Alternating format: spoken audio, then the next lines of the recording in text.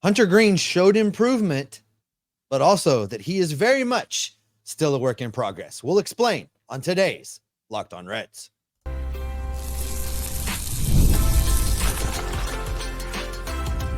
You are Locked On Reds, your daily Cincinnati Reds podcast, part of the Locked On Podcast Network, your team every day.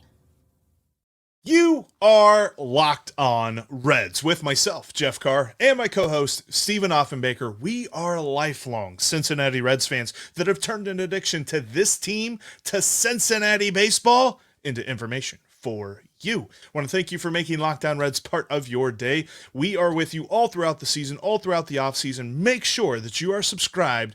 That way, you become an everydayer, because our everydayers are what makes us go. If you are an everydayer, thank you so much for doing so. By the way, jump down into the chat section here if you're here on YouTube and give us a thought on this Reds team. Give us any old thought, because we love it, and the algorithm loves it too. On today's show, we are going to look at the elite group that Stuart Fairchild has joined. We'll tell you what he's won later on in the show. We'll also get into the lineup woes that just overall good pitching from the Phillies on Monday. But we must start with Hunter Greene, because as always, he is polarizing. Before we get into that, today's episode is brought to you by Monopoly Go. I admit it, I have a competitive side, and it's a big fan of Monopoly Go, the mobile hit twist on the classic Monopoly. So join your friends and download Monopoly Go now on the App Store and the Google Play Store for free. All right, Steve, Hunter Greene out again, another start and another loss for the man who will one day lead this pitching staff to the promised land. I believe it. You believe it. Don't tell me you don't believe it, because you might not believe it anymore. You believe it. I don't know. Yeah. I'm struggling to believe that, Jeff. I mean, look, there's you said you used the word polarizing, and you could not be more spot on with a word. If you needed a word to describe how Reds country right now feels about Hunter Greene, starting pitcher, that's the word. Yeah. Polarized. Because on one hand, you look at what he did in last night's game. 7 innings, 100 pitches. That's exactly what we've been asking him to do. That was exactly an answer to the criticism that we offered, or at least that I offered after his last start.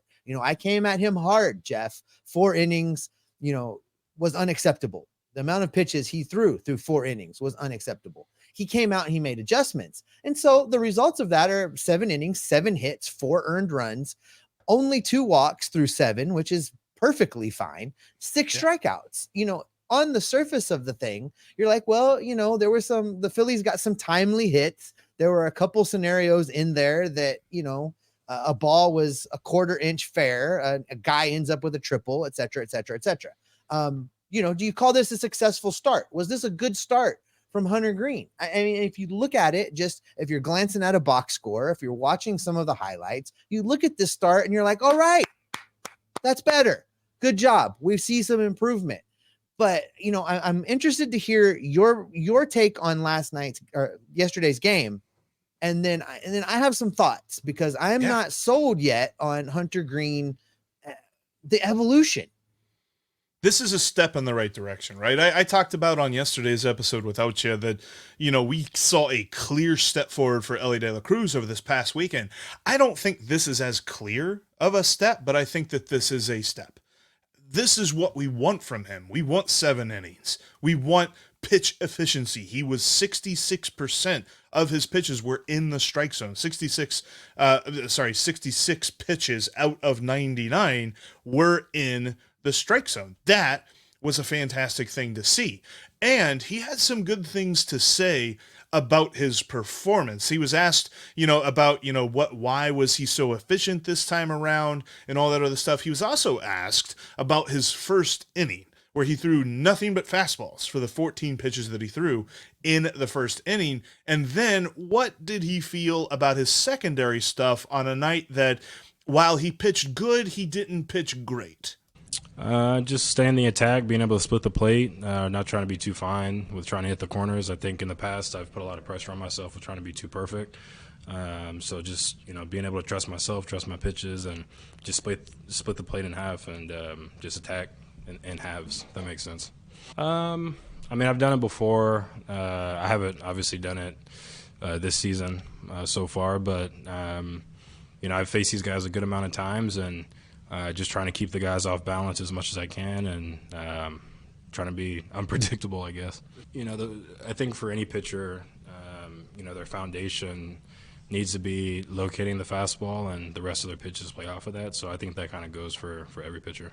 Good. I'm trying to land that split a little bit for more of a strike. So those guys can honor that pitch. Slider still isn't where I want it to be. So just continuing to work on that in between outings and in my bullpens. Okay. So he hit exactly where I want to go, Jeff. Let's talk about the 14 pitch first inning. And that's where he was saying in that clip, talking about, he's faced Philly a fair amount of time. He wanted to do something to keep them off balance. He wanted to be unpredictable. That's the opposite of what he has been and who he is right now. He threw 14 fastballs in the first inning. He threw his fastball 62% of the time in the start yesterday.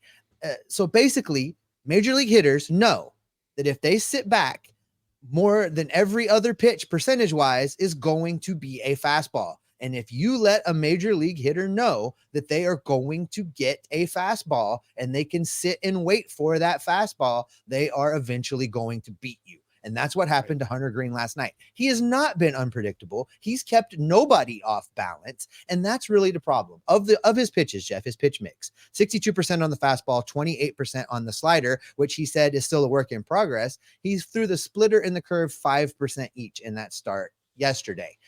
He's got to develop these secondary pitches. He has got to use them more. He has got to trust them more. He talked about being mechanical. He talked about things not feeling fluid. And I get it. I get that he's trying to retrain his body to do things differently. But at the same time, we're 3 years into this experiment, Jeff. I mean, how long are we going to give him to figure out a secondary pitch? Because that truly is what is keeping me from being able to say that I'm counting on him to be in this rotation. I'm counting on him to lead the staff or help this team get to a postseason until he can show me that he can throw the splitter and the curve more than 5% of the time, until he can show me that he can convince major league hitters that they're not going to get a fastball every other pitch. I don't know how much we can rely on him to be that guy.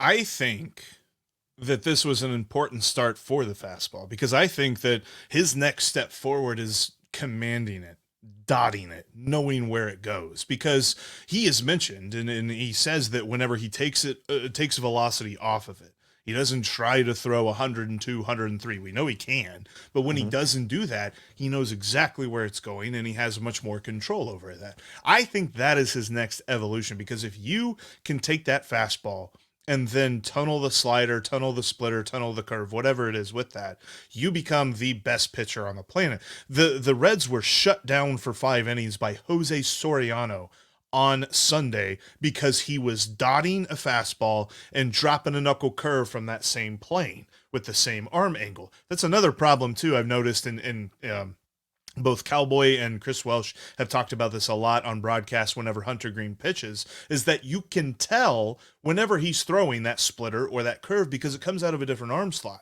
His fastball and his slider come out of one arm slot, and those other two pitches come out of a different one. So there's a little bit of, if you do some advanced scouting on him, when he's throwing that secondary stuff. And that's how, I agree with you. He's got to somehow incorporate that into his game. But if you pinpoint that fastball command, that is something that's going to help him take the next step. But here's the other part of this. This is now his 5th start.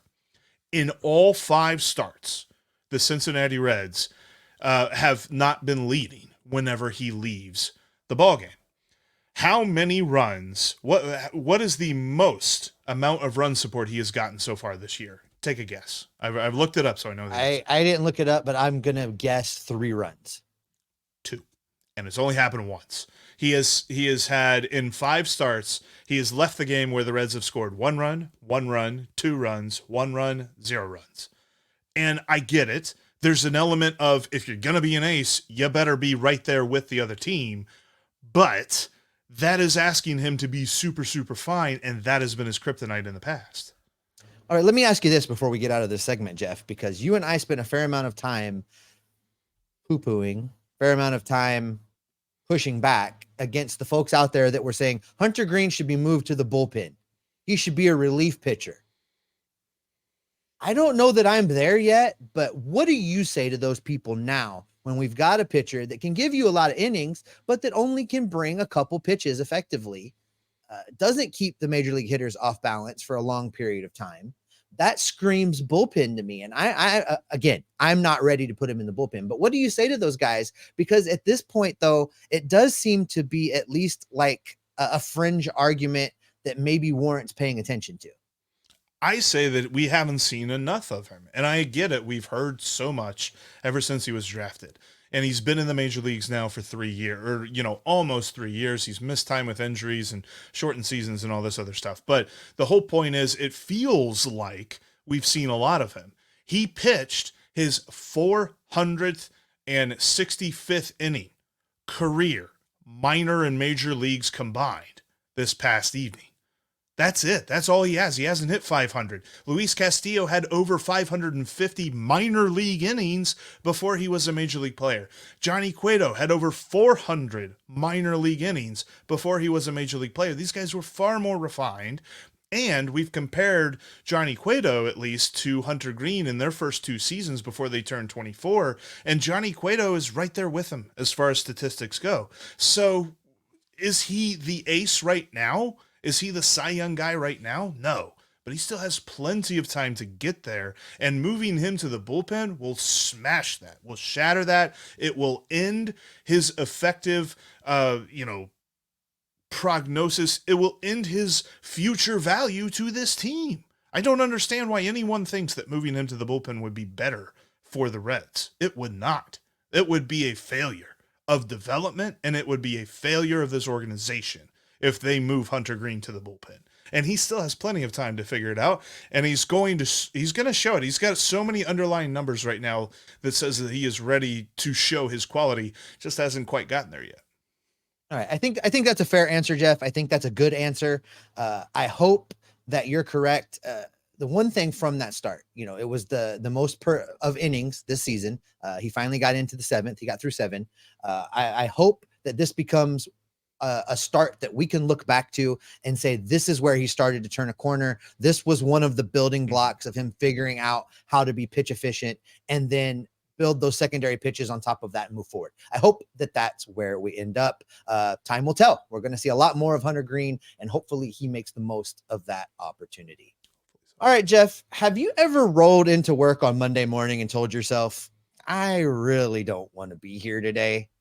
Well, clearly, that's how pretty much every hitter in the Reds lineup felt yesterday. And coming up, we're going to be talking about this Reds lineup that just couldn't quite get it going against those red hot Phillies. We've got that coming up next. You can take all of the guesswork out of buying tickets with GameTime. The GameTime app is so easy to use. Jeff and I have been telling you how easy and how much we use this app. We both head down to Great American Ballpark. We park and go find our favorite spot in the banks. And right before we're finishing up to head into the ballpark, we jump on the GameTime app and we get our tickets at greatly discounted prices over what we would normally have to pay. The great thing about the GameTime app is they have all-in pricing. It shows you exactly what you're going to pay right up front. If you're not familiar with the venue that you're going to be going to, they'll show you the view from your seat. It's just so easy to use. And right now, if you use the promo code LOCKEDONMLB, you are going to get $20 off your first purchase. Just download the GameTime app, create your account, and use that promo code LOCKEDONMLB for $20 off your first purchase, which is already going to be a greatly discounted price. They've got everything from baseball to concerts. You probably get some football tickets there. I've bought Bengals tickets from them during football season. You don't just have to use them for baseball. They have just about everything that you want to see. Again, just download the GameTime app, create your account, use that promo code LOCKEDONMLB for $20 off your first purchase. Last minute tickets, lowest prices guaranteed. Today's episode is brought to you in part by Policygenius. Policygenius is the smarter way to buy insurance. Their proprietary technology makes it easy to compare personalized quotes and policies from top-rated insurers side by side. Policygenius team of licensed experts is here to answer questions, handle paperwork, and help you make decisions with confidence. They work for you, not for the insurance companies. From exploring coverage options to making policy adjustments as your life changes, Policygenius is your advocate at every step. And Policygenius is committed to your information remaining secure. Your security is their priority. They use industry-leading security practices to help keep your information safe. Check life insurance off your to-do list in no time with Policygenius. Head to policygenius.com/LockedOnMLB or click the link in the description of today's episode to get your free life insurance quotes and see how much you could save. That's policygenius.com/LockedOnMLB. If you've spent any time watching Fox Sports or ESPN on your TV, you know that you have to turn the volume down quite often because of all that shouting. You're tired of all that shouting? Well, then make the switch to Locked On Sports Today, a free 24/7 sports streaming channel programmed for you every day to bring you the biggest stories without all the screaming. Locked On Sports Today brings you the can't-miss analysis, opinions, and news you are longing for, streaming 24/7 on YouTube or the free Amazon Fire TV channels app. Part of the Locked On Podcast Network, your team every day. All right, Jeff, we hope that every day the Reds lineup shows up and delivers and scores some runs and gets things done. Yesterday wasn't one of those days. 2 hits on the day. Stuart Fairchild, leadoff hitter extraordinaire, and a lot more on old Stewie coming up here in a bit. And then CES also managed to get a hit. Everybody else, the bats were silent. Tyler Stevenson gave a ball ride into the outfield. At one point, he was the only guy to have hit the ball into the outfield in like 5 innings during the course of that game yesterday. Not a great day for the Reds hitters at the plate. No, in fact, I was looking at it because, I always like to go to Baseball Savant and just be like, okay, so were they getting unlucky? Were they getting BABIP to death? No.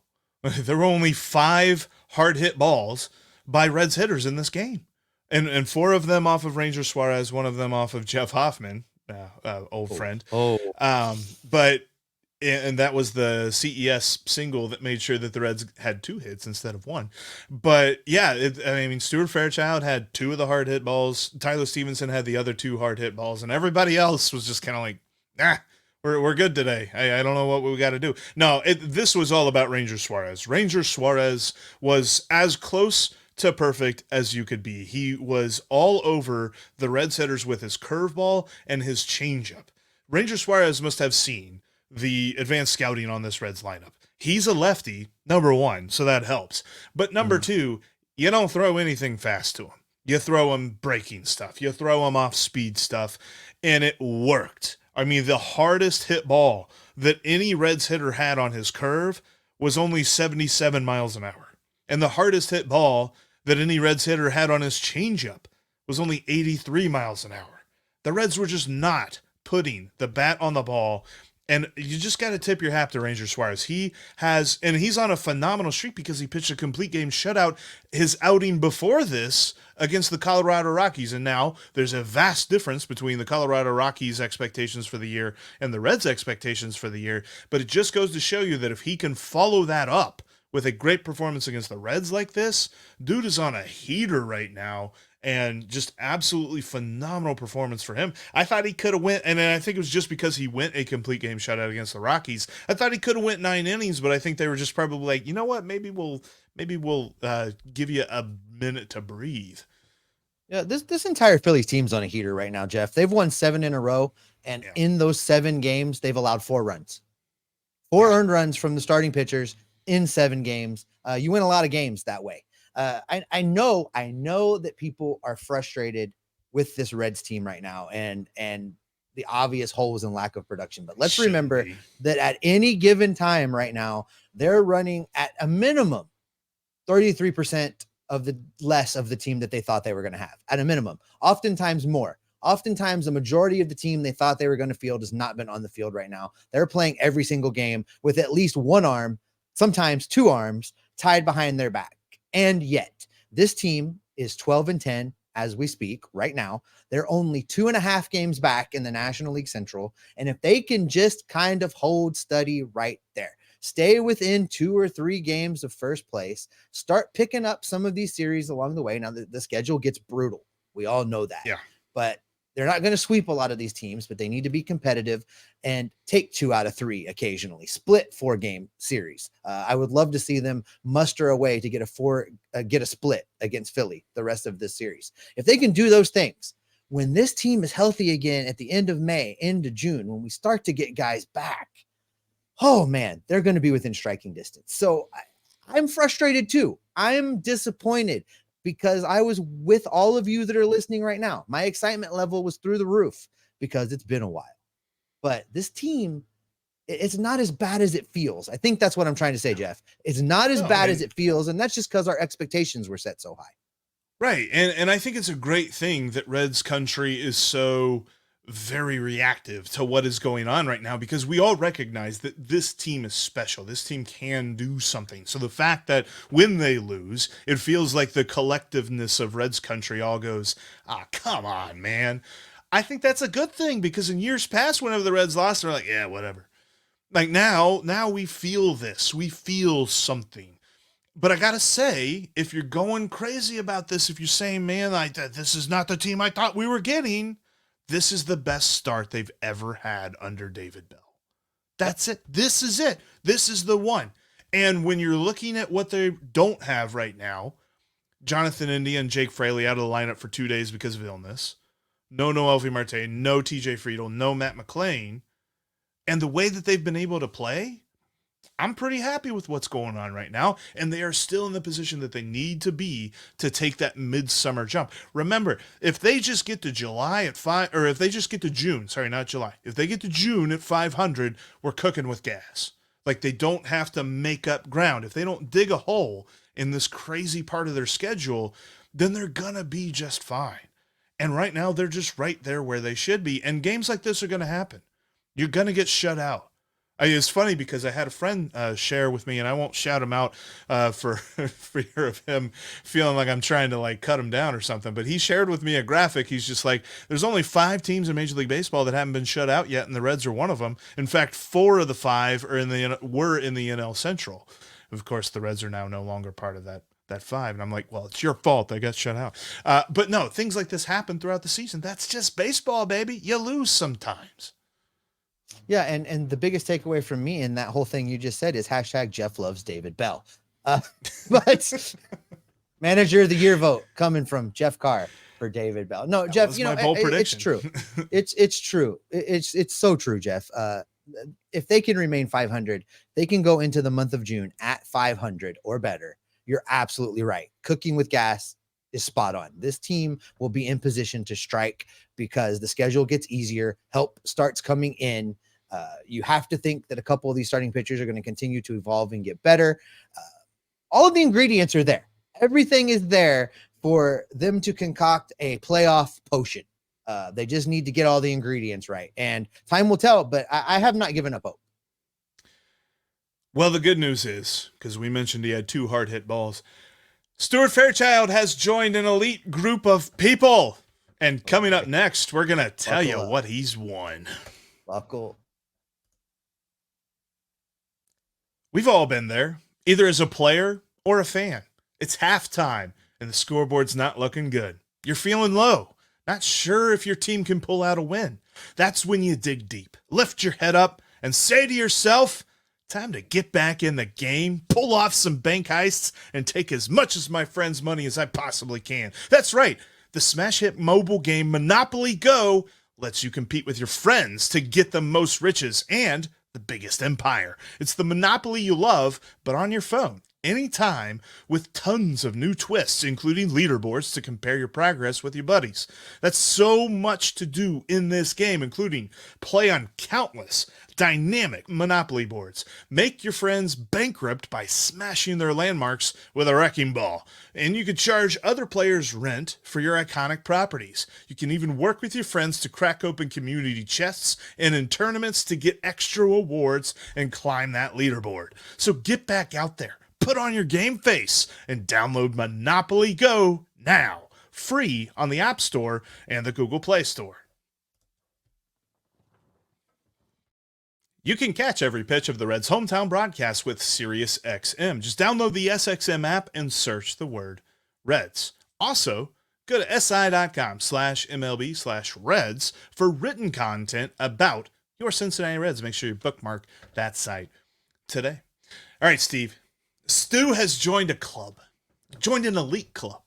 Okay. Kyle Farmer is the captain of this club. Jose Iglesias is the leadoff hitter because he never strikes out. Scooter Gennett is the cleanup hitter because everyone should re-sign him. And Miguel Cairo is part of this group as well because he's clutch. Oh, by the way, Chris Heisey, he's definitely on this group because he never got a fair shake, and he'll definitely be a viable everyday player one day soon. I'm talking about the untouchable players, the guys you can't analyze because of their work ethic, because of their locker room presence, because of their off-season conditioning program, or just general likability based on one game of good vibes. Stuart Fairchild is now a part of this group because yesterday, whenever David Bell set the lineup and the Reds tweeted it out, and Stuart Fairchild was leading off, I said, the Reds are leading off a player with a 66 OPS plus? What? The Reds are batting Stuart Fairchild higher in the order than Elly De La Cruz? What? And I was absolutely eviscerated by the folks on Twitter, by the Reds country on Twitter, because for some reason, batting Stuart Fairchild is the most obvious choice in the world, and I might as well have said that the Reds were right to trade Frank Robinson for Milt Pappas. I don't understand why everyone thinks I'm crazy here. Oh, bro, you may crash the comment servers. They may just burn to the ground today. Look, here's the deal. Cincinnati has always latched onto guys that they love. We've seen it with other names that aren't even on this list. Drew Stubbs is a guy that Cincinnati latched onto and loved. Ryan Friel, Jeff Keppinger, Ryan Friel is another one that people latched on and loved that are hardworking. Go get them. Luis Quinones back in the day, the 1990 World Series team. Adam Rosales. Yeah, those are guys that this city loves. Derek Dietrich was that guy for a hot minute. Yasiel Puig was that guy for a hot minute. It's absolutely true that Cincinnati finds these guys that they love to love. And a lot of it is based on that blue collar hustle, hard work and work ethic. I get it. That doesn't change the fact that Stuart Fairchild is, in fact, a 64 OPS plus player, that it lines up exactly with what I've been saying, with what you've been saying, because of you and your post on Twitter yesterday. I was getting beat up on Twitter because of my takes earlier. Guilty in the by season. association. Yes, that Stuart Fairchild is a 4A player.